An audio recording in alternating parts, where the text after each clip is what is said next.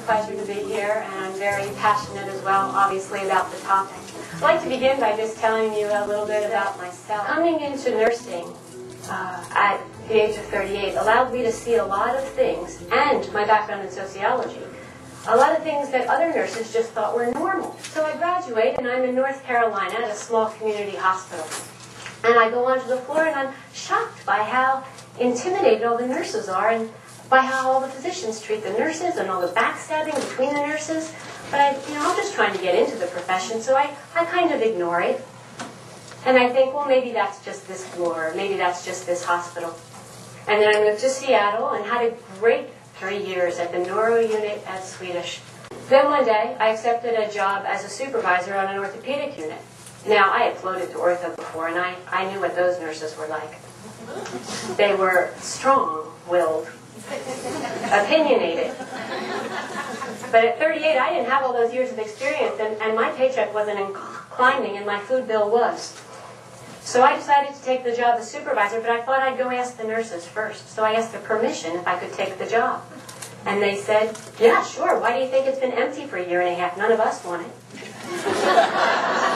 Not exactly an accolade. I was a reorganization, and I found myself the manager of a 57-bed surgical unit with 85 employees and no experience. I was so lonely. I felt like I didn't have anybody I could relate to or talk to. My staff was absolutely great, and I loved the relationship I had with them, but I didn't have anybody to nurture me. I might as well have been on a different planet. There was a conference that the psychiatric nurses put on in Oregon. And at the conference, the whole conference was dedicated all 3 days to horizontal violence. I stood up and I said, I'm going to be writing a book on horizontal hostility.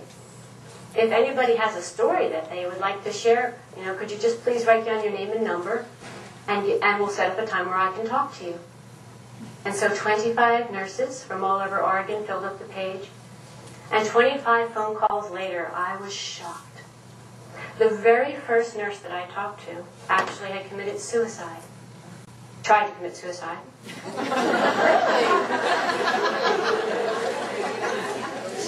She had overdosed on pills. Now, that's not the only thing that was going on in her life, but is nursing ever the only thing going on in our lives? Every single story had two things. The first was every person demanded the anonymity. They wanted to have no name, nothing. I couldn't even put Mary from Oregon. I was going to put the names in the book, and I said, can I just put Mary from Oregon? And one nurse said to me, oh, no, they'll know who I am.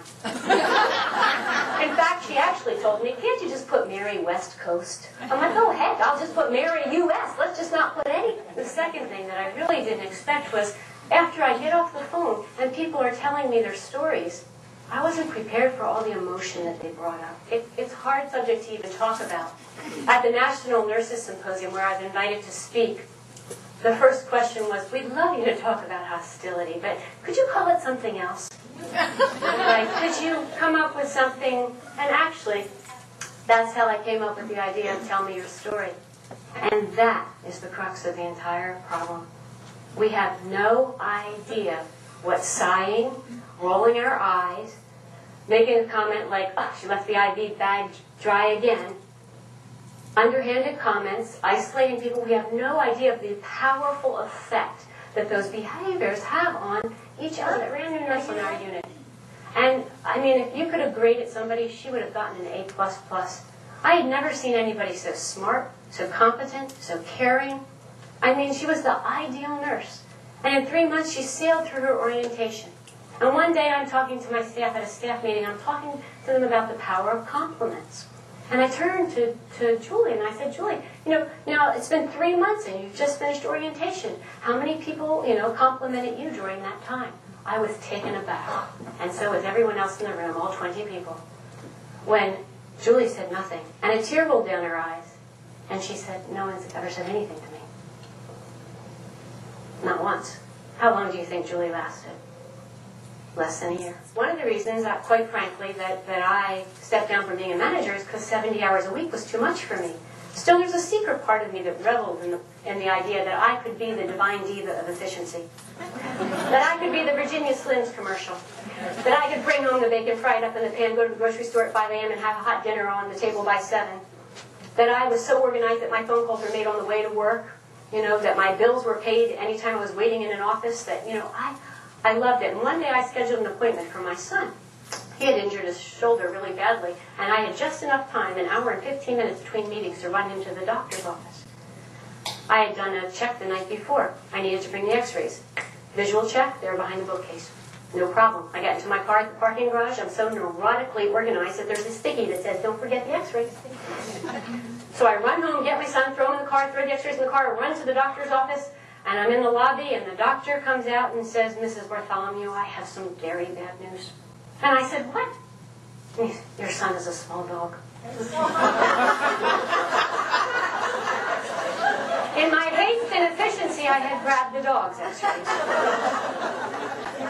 And what's the number one, repeatedly, what's the number one job satisfier? Your work environment. What forms the work environment more than anything else in the world? The relationships that you have with people. If those relationships aren't good, you know, how should you feel when you come to work? You want to walk in and feel valued and appreciated, because we're not all even just nurses, even regardless of our specialties. Even within a floor, our science is so complicated that we have specialists. I have a nurse on the floor who can get a Foley in anybody. I know her name and I know when to call her. You know, I have a nurse on the floor who I call all the time when I have nutty patients who are bipolar, because I think she is too, but at least she can do it. This is a fascinating story. When the nursing assistants were told, I got them all together and said, well, what problems are you having? Oh, all the nurses are pulling us in every direction. I'm in the middle of giving a bath and they tell me to do something else. Well, what can you say? Duh, they said, nothing. You can't say anything, because then they'll just think that you're not doing your job and that you don't want to help and you're resistant. Okay, let's learn some things you can say. Why don't you say, I'm in the middle of the bath. Can I be there in 5 minutes? Can you ask somebody else to do that? The very first time one of our nursing assistants on the unit used that script, a nurse burst into my office without knocking and asked me what kind of crud I was teaching those nursing assistants. What kind of stuff are you feeding them that they can actually say no to me? I said to one nursing assistant who was having trouble working with a nurse, why don't you say this at the end of the shift? Why don't you say, you know, it's really important to me that I feel good at the end of the day, and I rarely do when I work with you. Is there something that I'm doing so that we would both feel good at the end of the day? Because I'm really working hard at this. I mean, does it take a rocket scientist to realize we cannot think clearly when we're upset? We can't upset. We can't afford to upset each other. We must be thinking clearly at all times. The work we do requires mental clarity as well as engaging our hearts in emotional caring. Let's say you're at the end of your shift and your preceptor has a sigh and her face looks pretty disgusted. But she doesn't say a word to you. What do? Well, you don't say anything. The student replied, oh, no. You say, it looks like you're disappointed from the look on your face. Can we talk about that? It looks like when you rolled your eyes that I should have known something that I didn't know. Can you tell me what that was? 100% of those grads experienced hostility. What's the good news? A year later, they were all videotaped. Every single one of them said the hostility stopped. Why? Because they all spoke up. They all knew what to say. They had the tools to say it, and they said it. You're doing more than saying something nice. You're acknowledging and recognizing what it is that they do. You've taken notice. Because believe me, so much of what we do is invisible. I noticed the way you handled that patient. I noticed the way you calmed that guy down who was so anxious. Great job. The entire hospital would change here if everyone complimented, right here in this room alone, complimented somebody every day. You would start a cascade of events that would be impossible to stop just by recognizing the good. What would it feel like? Because what the standard should be is a new standard. What would it feel like to walk into your work environment, be able to work with anybody there, and feel competent, acknowledged, and valued, and appreciated? Thank you.